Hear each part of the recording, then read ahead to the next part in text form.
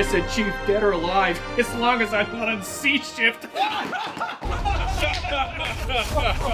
There's a containment breach of a smoke detector. Let's go, boys.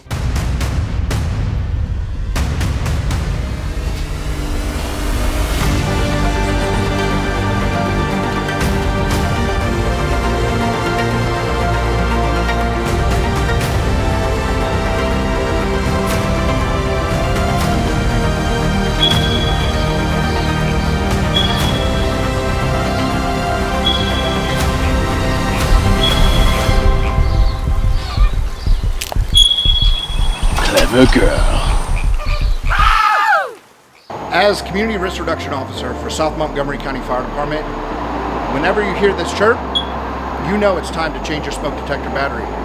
We always recommend to follow the manufacturer's recommendation on changing that battery, or at least once a year. And remember, stay safe.